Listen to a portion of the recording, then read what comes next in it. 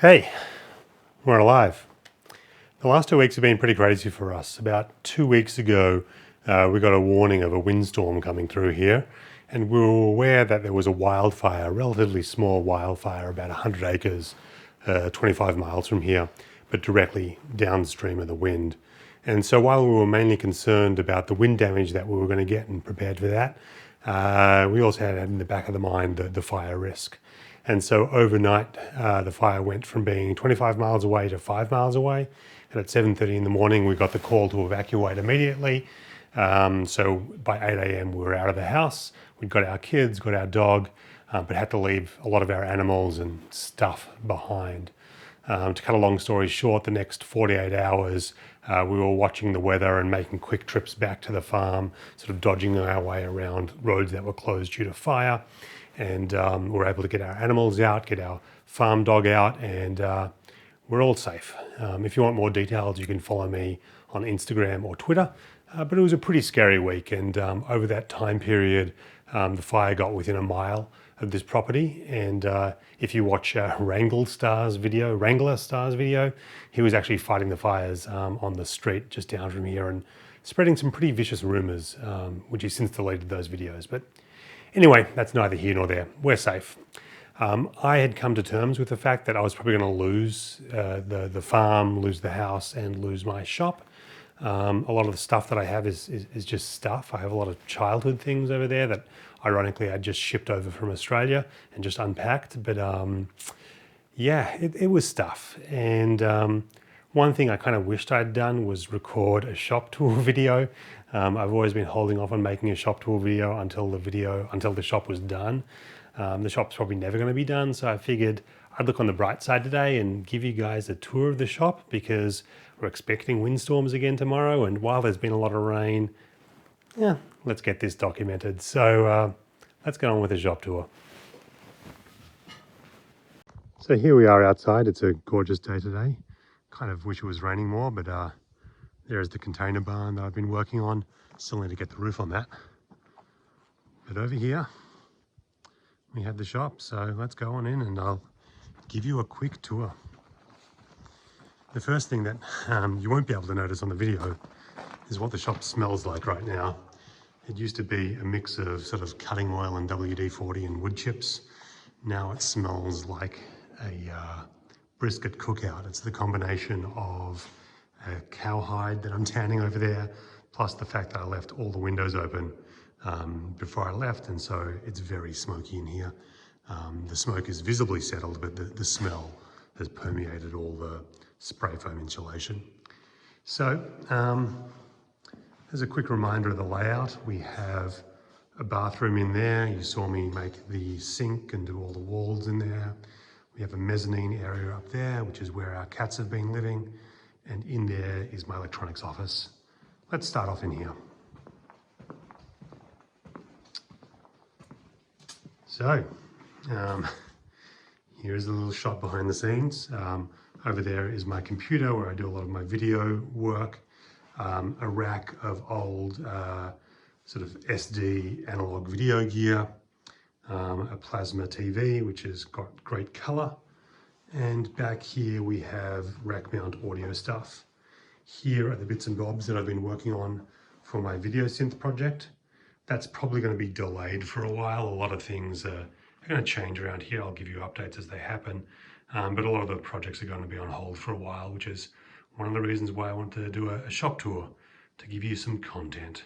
Anyway, this is my electronics station. I have my old analog Tektronix scope and my new Rigol, which has been fully unlocked for all of its features, and two little bench power supplies and a function generator, soldering iron, hot work station, and my drone, which I'm charging up for some drone footage. I really like these boxes. These are photo boxes. I use them for storing electronics components. All the ESD sensitive stuff are either in the bags or have those foam mats in there. Really great way to store stuff. More storage along here, some old video projects, a clone of an HP 42S calculator with a completely new operating system that I built many years ago, and more bits and bobs storage back there. The hydronic system for the shop. I never ended up installing the actual boiler for that because it's actually stayed pretty warm in here. It's been fine. And back here we have the server rack. One of the things I did grab in the fire was our backup network attached storage unit. So that's not in there right now, but yeah, that's that. This has been a lot of storage space for moving stuff out of the house and back into the house when we were renovating. A lot of empty boxes right now.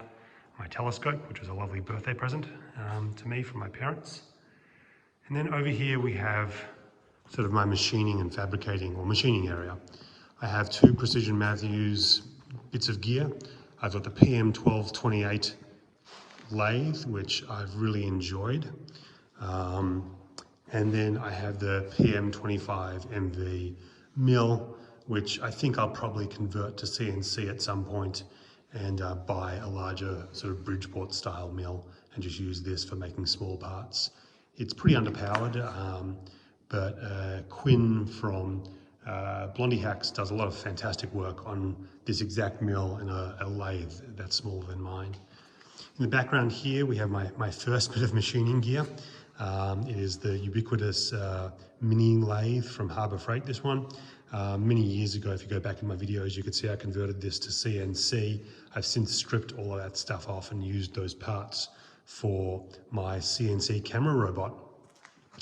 Then we have sort of my assembly desk, which is in its state of high entropy. I've got a lovely dentist's lamp here. I made a video about attaching that to the desk. And the 1946 Wilton bullet vise. This is a 4-inch vise that I restored. I didn't put the final video on because honestly, I was making these little brass end caps and I didn't get around to making the end caps for the main, whatever this thing is called, handle, because I just needed to use it and I never got around to finishing it. I have a lot of projects that are 90% complete. Another lovely birthday gift. This is from my wife. This is where all my tooling goes. Nice rolling storage cart. Over here is more sort of, the idea was to keep sort of the cleanest stuff in the electronics lab, machining, which just produces chips over here, and they get progressively dirtier as we go down. So down here we see the little Harbor Freight engine hoist. My newest addition to the shop is this wonderful ball door grinder. I found this at an estate sale nearby and it's in really perfect condition. It's missing the platens, but those are pretty easy to fabricate. I do have the lights, but I need to install those. It runs really, really well. Over here we have my big Delta drill press, another estate sale find. It has a fair bit of run out on the spindle, so I use it for mainly just, I keep it set to low speed on the pulleys. I use it for just hogging out metal. And then my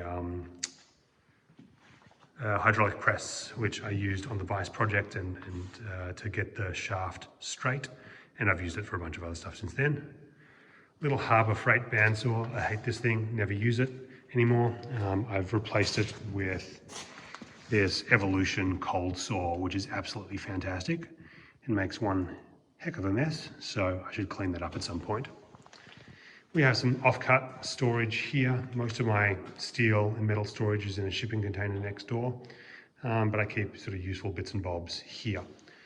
Along this wall here, we have a bunch of shelving with sort of electrical stuff up there, plumbing stuff, paint, Harbor Freight sandblasting cabinet. That was in storage while we were moving over here in our shipping container, and a bunch of mice made their way through the glove holes and have set up a house in there. I've evicted them, but they chewed through the hose and the gloves, so that needs some work to repair it. Little Ryobi belt sander, Delta grinder. This is sort of my welding area, as you can tell. My super high tech, I think that's 1/8 inch thick steel plate. It's pretty, it's not the best welding table, but it works. My Everlast welder, which I really enjoy. My Forney $80 wire feed flux core welder. And I've got a little stick welder around here somewhere, but I don't use that anymore. I just use the Everlast for stick welding. Welding and grinding supplies in this cabinet. woodworking stuff over here. And here is the hide I've been tanning. And over here is sort of just the bits and bobs I use for repairing stuff around the farm and for repairing car stuff. What else have we missed? This over here is supposed to be where I'm going to set up my woodworking area. Got my air compressor, my miter saws, track saw, skill saw there. Really do need to get a table saw. This is the big freezer with all of the meat from our cattle and lambs. So we've got a lot of that. Luckily that, although we lost power, that kept its cool, and we ran it on a generator for a while to make sure that it stayed frozen. In the center of the shop here, we have some plywood for the rest of the cladding that needs to go up on the walls. I need to finish off building the wall there to make it so you can't fall off. There's some more cladding, as you saw, that needs to happen inside the shop and in the little entry alcove. So that's the shop tour. It's pretty straightforward. It's a big space. It's really not fully utilized right now. It's very messy. All the wiring goes through that aluminium channel through there, which makes it really flexible. I went overboard on the wiring.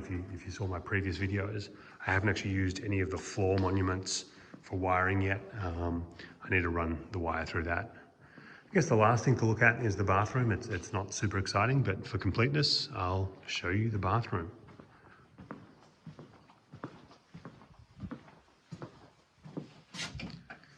So it's really nice having a full bath here. We have a toilet, shower, and washer dryer, the sink that I made, and a whole lot of storage up here and behind me as well.